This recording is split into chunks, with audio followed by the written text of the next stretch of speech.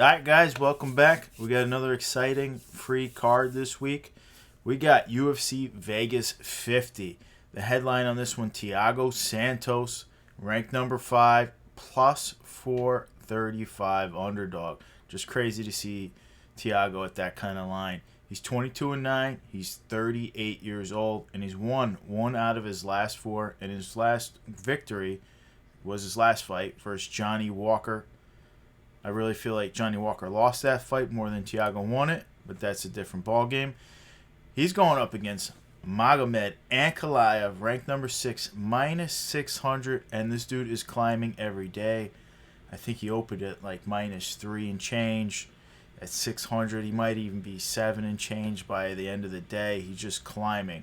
He's 15-1. He's 29 years old. And he's on that 7-fight winning streak with his last fight beating Volkan Ozdemir. His only loss was his UFC debut versus the Bear Jew, Paul Craig. And Paul Craig's got some names under his list there. Tom, how do you see this one playing out here? Yo, first off, I want to say Tampa Bless website updated, tampabless.com. Check it out. Let me know what you all think. Also, this hat you see me rocking, I've never had it made publicly. I'll be dropping small batch quantity of that at some point down the line here. Keep an eye out. All right, Tiago Santos, the Brazilian, 38. 6'2" in height, 1-inch reach advantage over the Russian Magomed Ankalaev, 29, 9 years his junior, same height, listed 6'2". Tiago, 22-9 overall, UFC 14-8. He's a green rope in capoeira, black belt in Muay Thai, and a black belt in BJJ. And he's coming off that unanimous decision win over Johnny Walker in October 2021. Other side, Magomed, 16-1-0 overall, UFC 7-1. He's coming off that unanimous decision win over Volkan in October 2021. He's an international master of sport in amateur MMA, and he's a master of sport in combat sambo. You know, He wouldn't be Russian if he wasn't a master of combat sambo, would he? Right. It doesn't go vice versa. The first time I ever heard that term used, I got to give a shout out to the last emperor, Fedor Emelianenko, man. One of the OGs in the game and one of the baddest dudes ever. I agree. And the crazy part is he rarely used that skill. The dude was a master with his hands too, man. Unbelievable. Oh yeah. So what I'm thinking here is I'm leaning toward Magomed by decision. Santos is the best fighter, though, that Magomed has fought yet in the UFC. Just historically, his record, everything is standing. This is the best fighter that Magomed has faced. But what I'm thinking is Thiago got a much-needed W last fight. And although you could say however you want to say that Johnny, kind of didn't live up to the way he should have fought or whatever, he got that. Now, psychologically, just like a hitter in baseball, and you get that hit and you've been in a slump for a long time, even if the pitcher threw you a bit of a soft cake coming at your way and you hit it, that's key. That could line you up to be hitting a fastball at the next at bat, just because some of it's psychological. For him, that may have reignited him. We got to see. Could have reignited him, and does, even with reignition, matter that much because he's so worn? Right. We'll see. I'm not really sure. I think that's kind of the question in the air, man. You never really know because these dudes are big and they could put each other out. But I'm going to go with Magomed by decision here. But I just wanted to kind of show what I'm thinking, thought process. This fight is kind of a passing of the guard. I feel like the thing is Santos is slowly fading, as you mentioned. And it's just after that John Jones fight, he's not the same guy. He had multiple knee surgeries. I think he had both knees, meniscus tear, ACL tear, MCL tear. He had all types of injuries after that Jones fight. He went for the belt. He held nothing back in that fight. That was one of his best performances of his career. John Jones is just, call him what you want. I think he's the GOAT. you can call him a cheater, whatever. The guy is incredible He's training with Henry Cejudo when he's in now, the cage. So He's incredible. So that's the thing. He just hasn't came back to the same. And at 38 years old, is he gonna have that? Is that win enough to reignite him? I just don't know at this time. Earlier on in the career, I could go for it. Magomed, though, he seems well-rounded.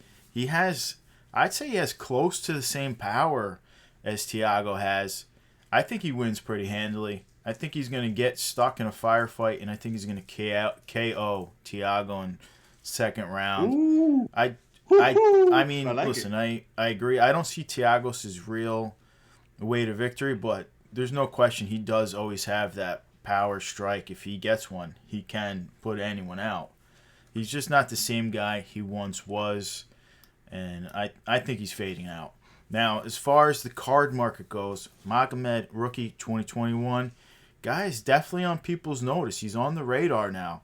He's not quite the hype train like Khamzat. I think part of that has to do with Khamzat speaks English pretty well, and Magomed does not. That does affect a lot of these guys when it comes to the American market and stuff like that. But he's already got cards. They're selling in the thousands of dollars. It's not like he's got chump change going around. With this win, you got to think he's maybe next fight is for the belt, or he's only one fight away from the belt. He's not far with this win, no question. I got a hard buy on Magomed. I think you got to scoop him while he's still there because this dude could be the champ. He's right there, and he's got all the skills. I'm not calling it just yet, but he could be. Thiago, on the other hand, printed back in 2015, his numbered rookie cards, I was taking a look.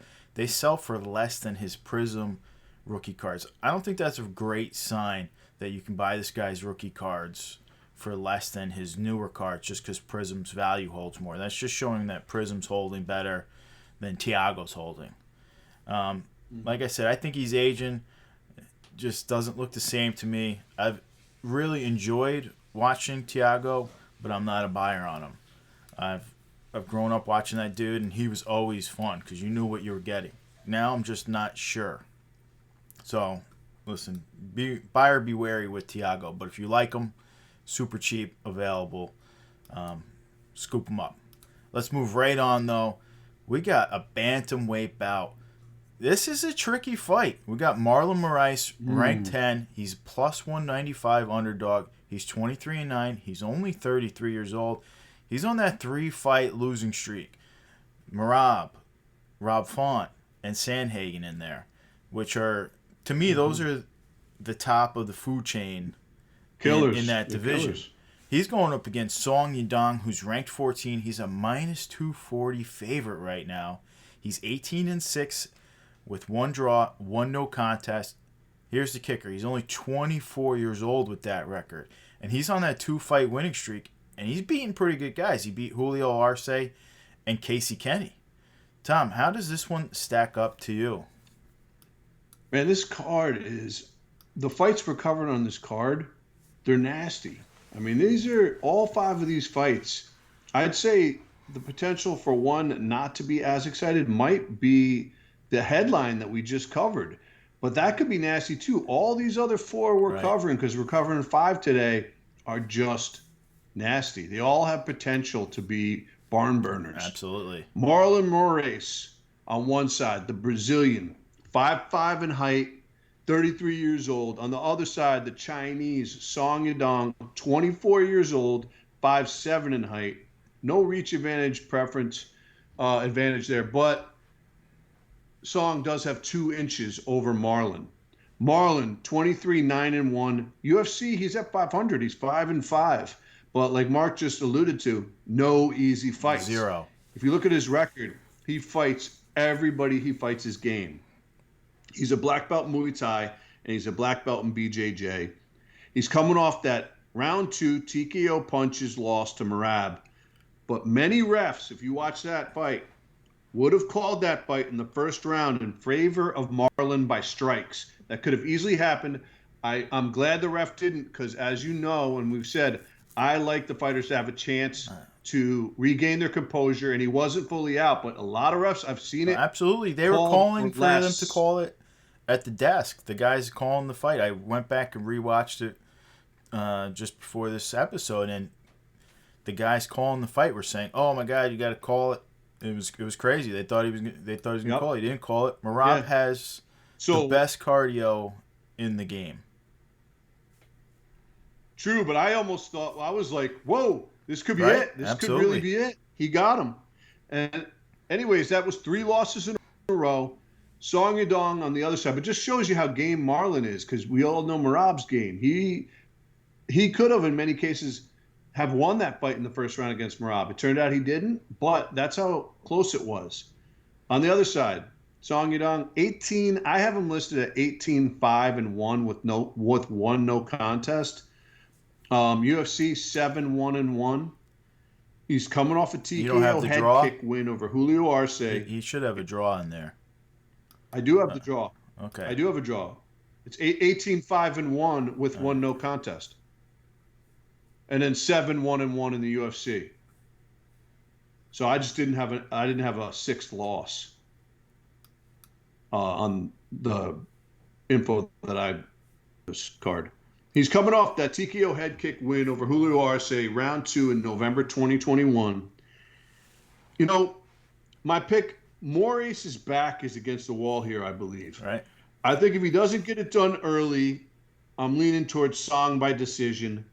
If Marlon is able to conserve more energy and not go so berserko for the kill, you know, just knowing unless he knows he has the kill, fine. I mean, I felt like in the Merab fight, he gassed out trying to get the kill, and he didn't get the call. So then in the next round, he could have got that call, though, so you can't blame him for gassing. No, he could have got it, though. No, it was worth. I mean, that's a tough call for me to say that. I can't blame him. You're right. I can't blame him. But I almost want to be like, you know, if you kind of like balance your energy a little bit more. But no, I can't blame him on that, you know. So I take that back in a way. You know, I misspoke there, just saying, like, because I was trying to say, like, you know. I understand what you're saying, but he could have got that call. That was. No, he could have, yeah. Anyhow, you know, I'm leaning towards Song by decision. He may be able, you know, I think Marlon may be able to get a decision too. But my final pick, I'm going to go Song by decision. Yeah. I mean, this fight feels like it should be a pick'em when looking at it. Like you say, they're not giving enough respect to Marlon just because he's gotten beat by the kings of the division, really. I mean, that last fight, I think, is what hurt him. You lost to a lower... I think Merab is... I love Merab. I think he'd go in and beat almost anyone. Maybe not Jan right now, but Merab's right there on the level of the top guys. But I think they're not giving him that credit because Merab was ranked pretty low, and it really hurts Morice's stock. But, I mean, as we went over, I think a lot of refs would have called it. I think about 70% probably called that fight. Merab was... Oof, he was in trouble there for a little while. That guy's just at another level, though. His chin and cardio check out.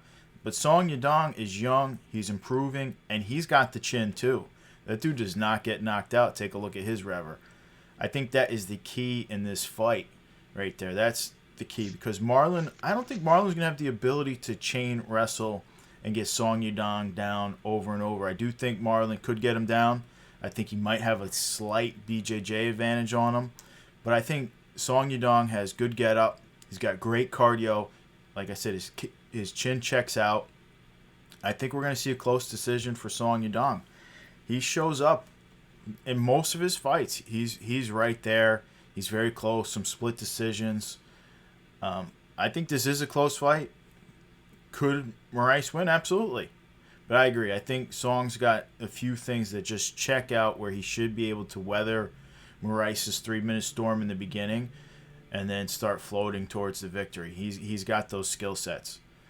So I'm taking Song Yadong by decision also. Now, Marlon Morice, he looked like a top prospect for a while. He beat Jose Aldo. And then after that, he's been on this slide. I just don't see him picking back up in the card market. I took a look. His green parallel rookie card in Chrome sold for $3. That's pitiful. You got to put a sell rating on that. If you can buy this guy for $3 for a parallel rookie, that's just horrible. Song Yadong, on the other hand, he's only 24. He's got a ton of experience. He seems to be getting better. he has that large following. This dude has the Chinese following at his back. He brings a lot of eyes onto the sport, and he's recently printed in 2020. He already sells very well, and he has a chance to be a big star in the UFC if he can beat a few of the big names. And Morice is a pretty big name. So I got to sell. I mean, I got a buy rating on Song Yadong. Pick him up. And his cards, if you can get them graded, he was in the regular top set, which is very difficult to get high scores. So see if you can get some 10s. All right, let's move right on. We got a featherweight bout. I also just want to mention, guys, Tampa Bless over there sponsoring the video, and he's going to be sponsoring the cards that will be available to win. So pay attention to who we're picking, otherwise you don't have a shot at winning. He already gave you the hint. We're going over 5 fights on this one, all in the main event. So pay attention. All right, we got Sadiq Youssef, Super Sadiq. Like this guy. This guy is a minus. He's ranked number 12 right now. He's minus 240 favorite. He's 28 years old. He's 11-2, and his last fight was a loss to Arnold Allen. But before that, he was on that 6-fight win streak with some big names on there. I mean, Andre Fili is game. Mowgli, Gabriel Bonitas is pretty game. He's got some names there. I'm not saying they're huge, but he does have some. And Arnold Allen is game. That was a good fight, too. If you go back and watch it, that was a good fight. That was, yeah. He's going up against Alex Caceres, who's ranked 15, plus 195 underdog. He was 19-12. He's 33 years old, and he's on that 5-fight winning streak himself, last beating Sung Woo Chu and Kevin Kroom. Tom, does Caceres sneak in another one? Because he's been the underdog a lot here, and he keeps that sneaky jiu-jitsu. He gets on these guys' back with, I don't know, what is he? You're going to go over his height. I think he's like 6'3" frame, and these smaller guys, they can't shake him. What do you see happening here? All right, you got Sadiq Youssef, the Nigerian on one side, 28 years old, 5'8" in height. The American Alex Caceres, 33 years old on the other side. They have him listed at 5'8", the same as Sadiq. Wow. But as we know, many different sites vary on these things. But I always stay to the same one because I want to be consistent. And I already did this with Mark. I keep it consistent. It's around so you get, because different in their news. But I always go to the same one. He's 5'8" in height, Caceres, but he has a 2.5-inch reach advantage. 11-2-0 overall, 1-0. He's a blue belt in BJJ, and he's coming off the in April 2021, almost a full year ago. Allen holds the longest active win streak in the UFC, which is just funny. And I believe Caceres now has the 3rd longest win streak in the UFC. So Sadiq likes to challenge himself against guys on a win streak, that's for sure. And he himself was formerly on a win streak. So maybe he's looking to get back on that horse. Of course he is. Alex on the other side, 19-12-0 overall with 1 no contest. UFC 14-10-0 with 1 no contest. That 1 no contest was originally a win for Alex, but he got busted for weed after. He's coming off a rear naked choke sub win over Song Woo Choi in October 20. 5 wins in a row, as I said, and his last loss was actually 3 years ago. So he hasn't lost in a while. He hasn't tasted that. But it's funny because almost every card, they have him as the underdog. And I feel like this is too far of a spread. I could see him being the underdog, but it seems a little hefty for me. A little too much in the favor on the seesaw favor for Sadiq right now. But it is what it is. That may change by the time we get to fight night. I just want to say I really like both these guys. You know, I'm a fan of both these guys. Sadiq is the less experienced and likely less worn fighter just from fighting over the years here. Both fighters have, they've been progressing, but I feel like Caceres has been progressing more obviously from fight to fight. I could see him. It's almost like he's getting better with age, which is normal, but sometimes people get better, plateau a bit, and then they start to go down a little bit. He's still young enough, 33, but that's getting near the borderline for Right. this weight Absolutely. class. But he seems like he's still getting better. You know, I could easily see Sadiq by decision, but you know what? I'm going with the underdog. I'm going with All Alex right. Caceres All right. by sub round 2 or a decision. That's how he wins if he wins, so I can't argue with that at all. I keep going against Caceres myself, and he keeps showing up and winning. Well, this time I'm going to be right. I like Super Sadiq. I think he's got the power as an equalizer. I think he's got the better heart. I also think he handles lengthy, rangy guys very well, as we saw with Feely and other guys. I don't think Caceres gets this to the ground enough to win. That's the key here. Sadiq is strong. I'm sure he's been working his takedown defense and his BJJ because he does get taken down. But is Caceres going to be the guy that's going to take him down? Maybe once, but does he finish him? I don't think he does.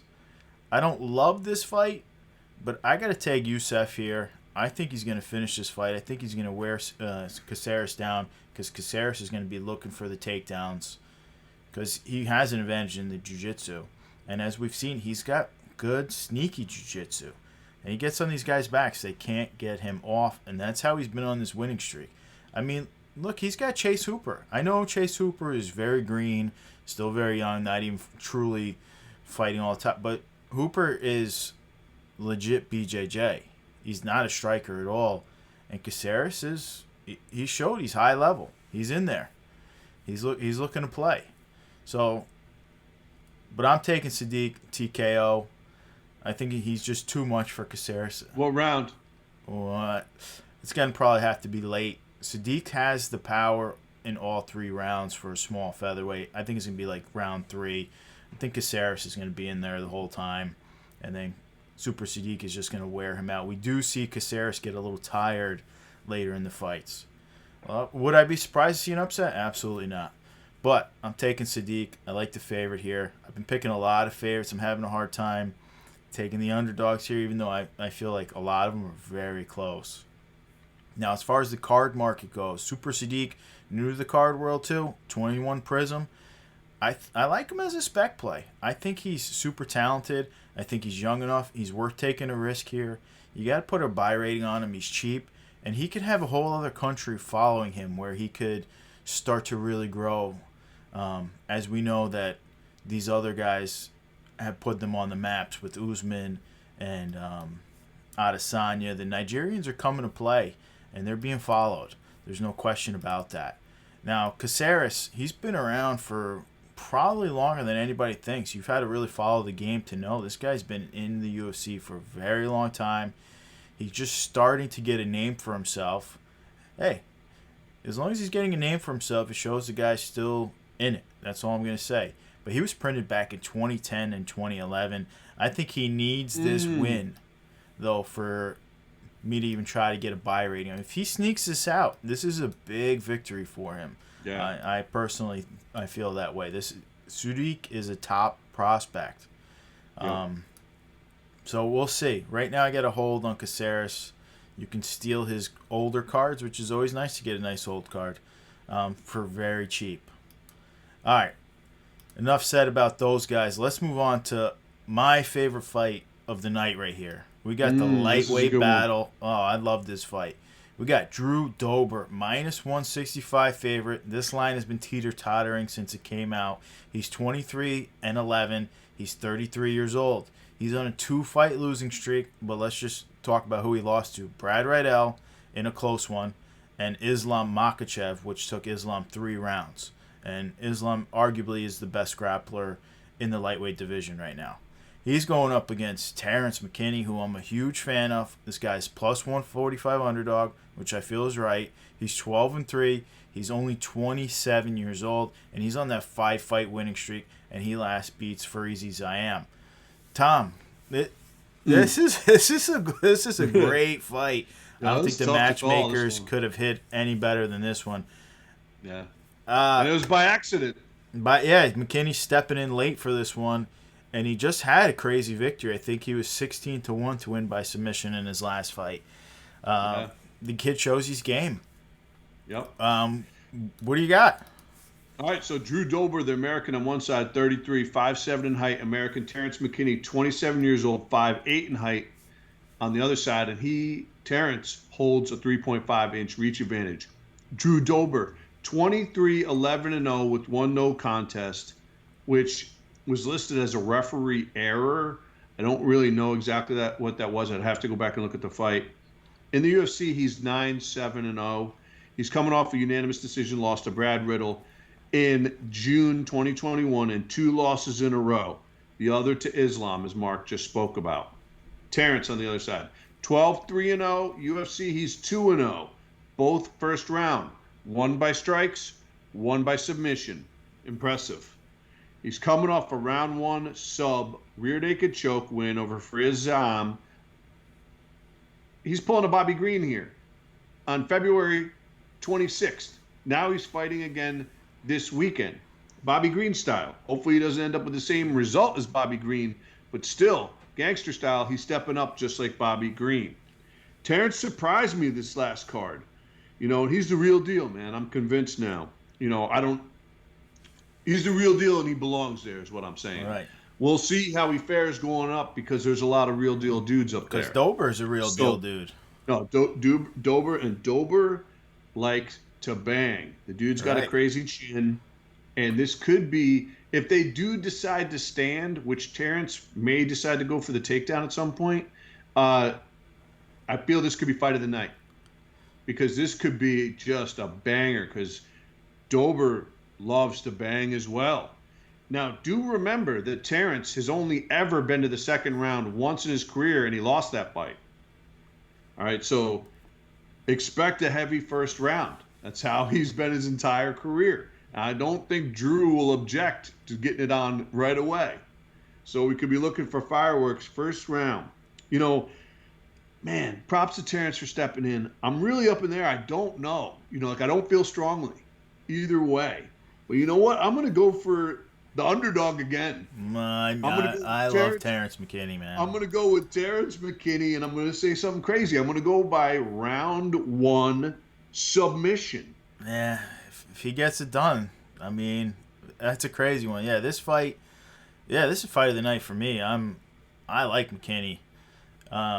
Here's the thing. Drew Dober normally shuts down a lot of the rising prospects unless they're Islam, who's really way more than a rising prospect. He is the prospect.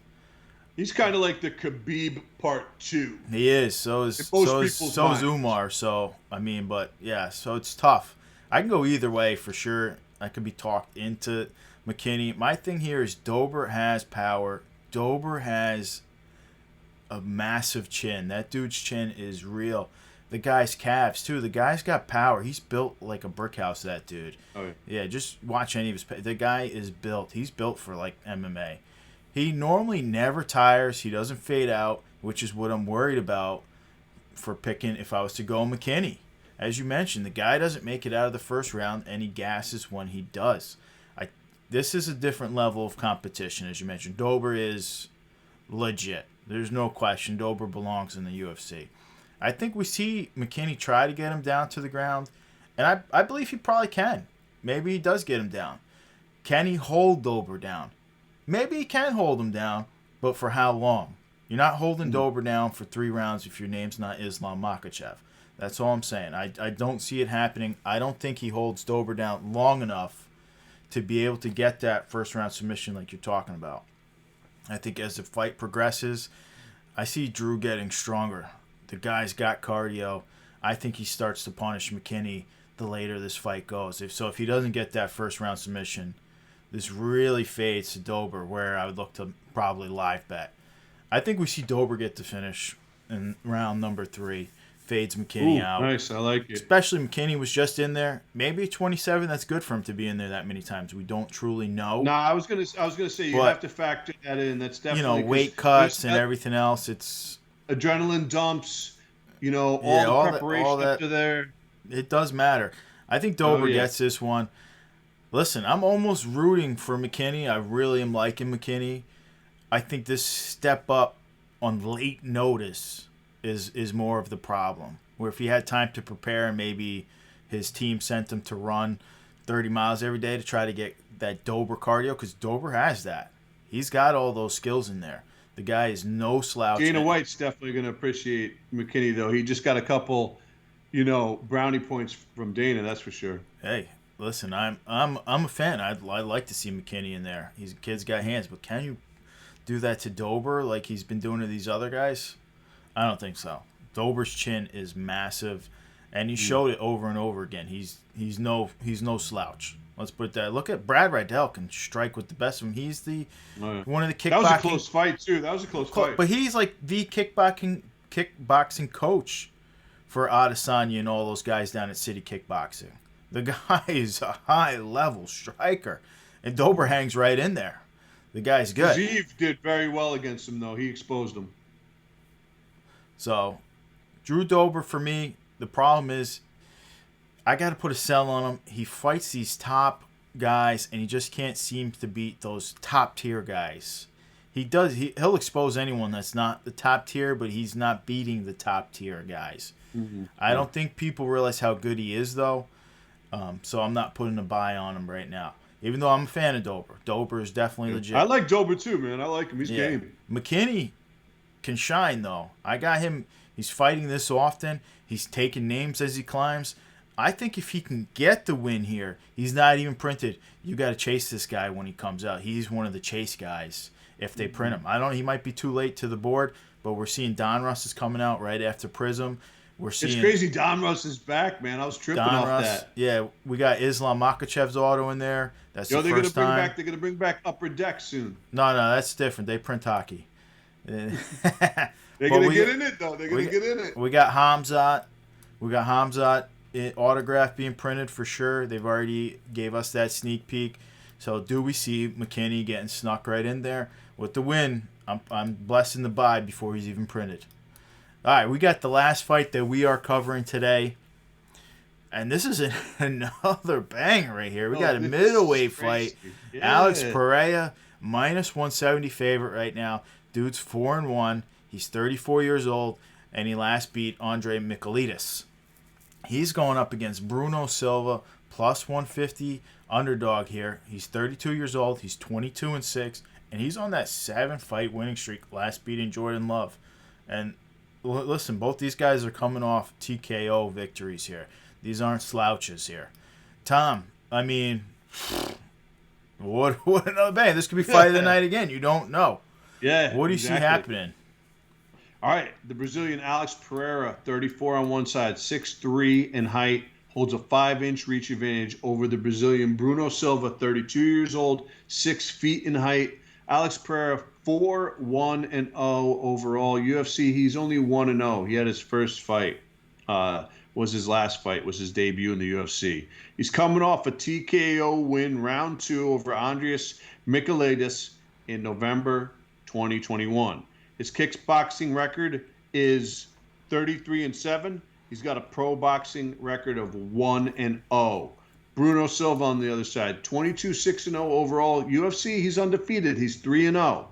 He's a black belt in BJJ, and he's coming off a TKO punches win over Jordan Wright in December 2021, and that was an awesome fight because Wright is so game too. Wright went crazy, man. He could have won too, but he got put out. Bruno basically, withstood the early storm, and it was the entire fight was an early storm, but there was an early storm within the storm, and he withstood it, and then he ended up putting Wright out. But that was a really fun fight, man. I'm a fan of both those guys. All right, such a good matchup. I love it, man. Rogan was so far up Alex's ass last fight, it was disgusting. And his lack of ground game was exposed big time. That said, he trains with Glover Teixeira in Connecticut, not far from Markey. Dude is scary looking. Just look at him. He has that look. He's a scary dude. Bruno's on a 3-fight win streak, all against tough opponents. Could be fight of the night if they both decide to stand, which I'm thinking they probably will. Absolutely. Because that's just what their records show. Absolutely, yeah. My personal opinion is, if I'm Bruno's coach, I don't care if your takedowns aren't that good. This guy's takedown defense is probably not that mastered yet. go for the takedown. You're a black belt in BJJ. Change all your previous game plans. And just because this dude's too good of a striker, I'm not saying that Silva couldn't win this because I'm not sure in the striking department, but I think it's a much bigger gamble than if you try to grapple, get this guy down, and choke him out. If he goes that route, you could see a swing. I don't think he will, though. And I'm going to go with Alex Pereira round 1 by strikes. Ooh, yeah, I'm with you. I don't think people realize. Well, first off, the reason why people are so in love with Pereira is he's the one who knocked out Israel Adesanya. Mm-hmm. Just to show his high level, because we know how good Adesanya is and how good his chin really is. So that's amazing. Plus, I don't think people realize how big this dude is.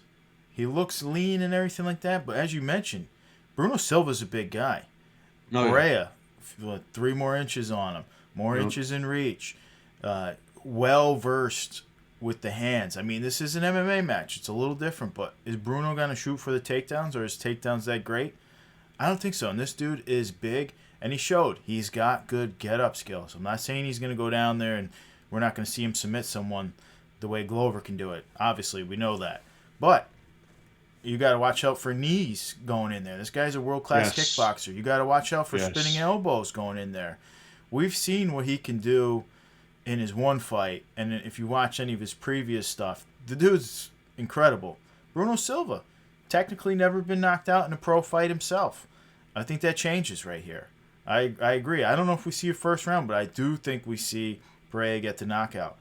Am I going to be surprised if Bruno Silva gets a... It'll be a big upset. Trust me, it'll be a big upset. I feel like they're setting up Pereira for that rematch versus Adesanya. Yes. They don't want him in there against...